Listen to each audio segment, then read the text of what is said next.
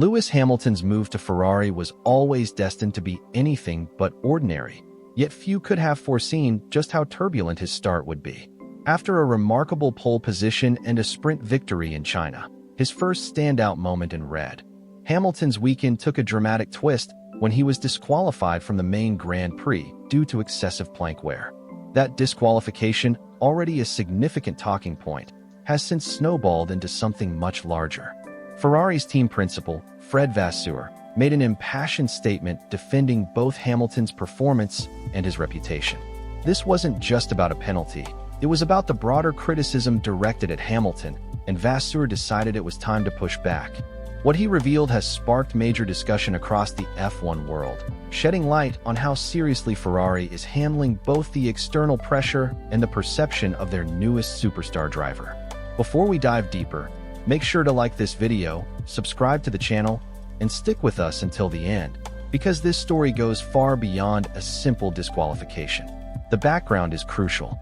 Hamilton's switch to Ferrari was one of the most highly anticipated moves in recent Formula One history.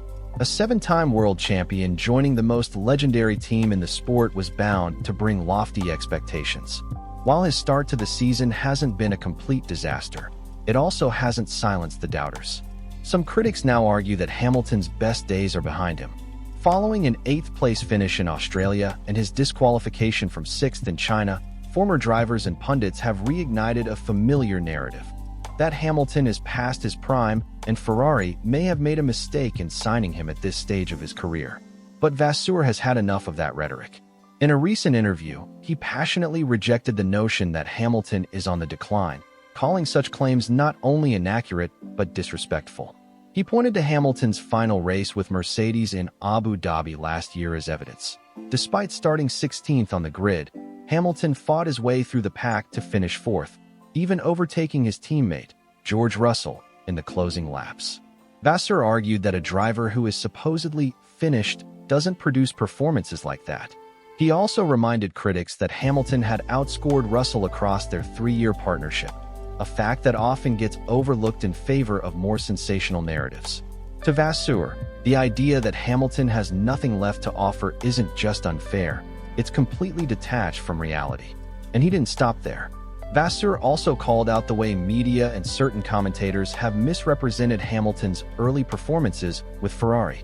Yes, he acknowledged that results haven't been perfect, but he also emphasized how competitive Hamilton has been in both qualifying and race pace.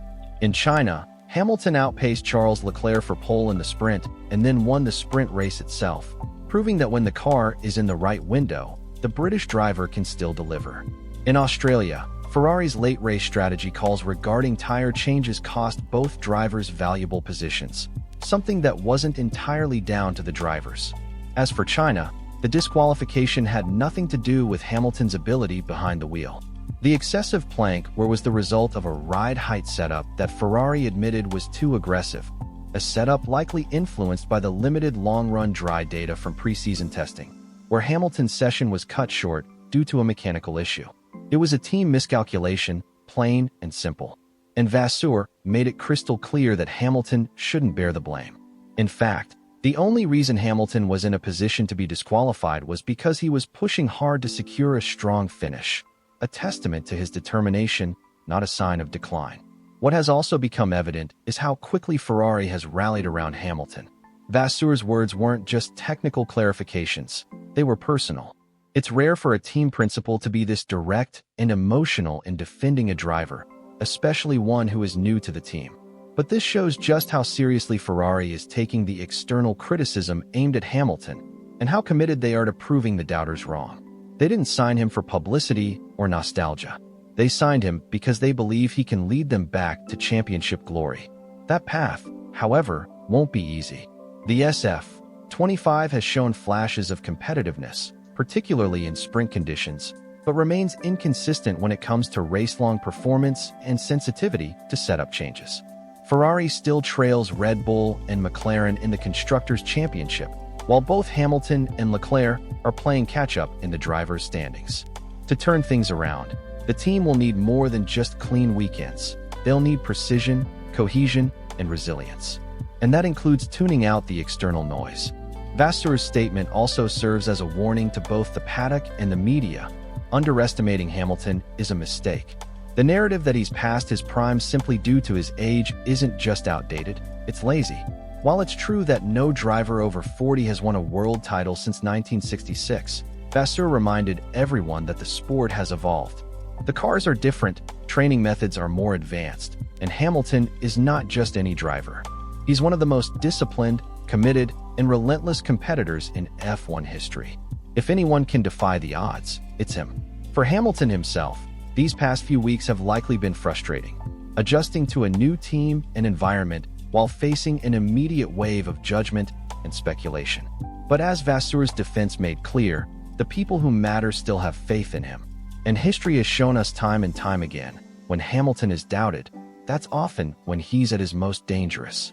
Let us know in the comments what you think about Fred Vasseur's fiery defense of Lewis Hamilton.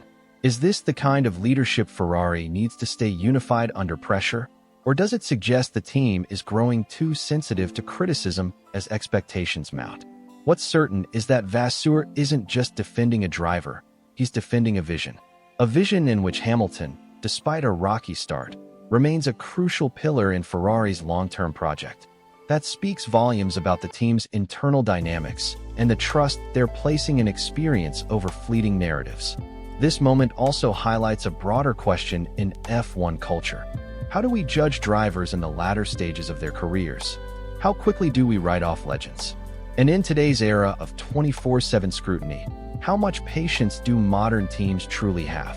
Hamilton's disqualification may have dominated the headlines, but what followed serves as a stark reminder that perception often carries more weight than raw results. The narrative of decline is easy to sell, but as Vasseur suggests, it may not align with reality. The upcoming races will reveal whether this moment serves as a turning point or just another footnote. Will Vasseur's strong backing empower Hamilton to prove the doubters wrong? Will Ferrari take the criticism as motivation to fine-tune their operations, improve car performance, and establish themselves as serious contenders? Or will the pressure only escalate, exposing further cracks in the team's structure and decision-making? These are the storylines that define an F1 season.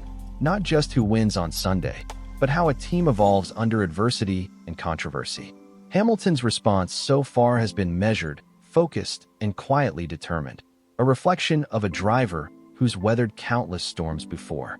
He's faced regulation changes, fierce teammate battles, and political firestorms within the sport. And yet, here he is, taking on a fresh challenge with more scrutiny than ever. If he's going to prove the critics wrong and bring success to Ferrari, it won't be through words or declarations. It will be through execution, precision, and consistency over the long haul. And for the fans, those who analyze every lap time, team radio exchange, and post-race interview, this is exactly why you stay tuned. Not just for the races, but for the intricate blend of personalities, ambitions, and challenges that make Formula One the most dramatic motorsport on the planet. So, if you enjoyed this deep dive and want to stay updated on every twist, shock, and redemption arc the 2025 season has in store, be sure to like this video, subscribe to the channel, and turn on notifications. Because what happens next could redefine this championship's entire trajectory, and you won't want to miss a moment of it. Thanks for joining us on this journey, and we'll see you in the next one.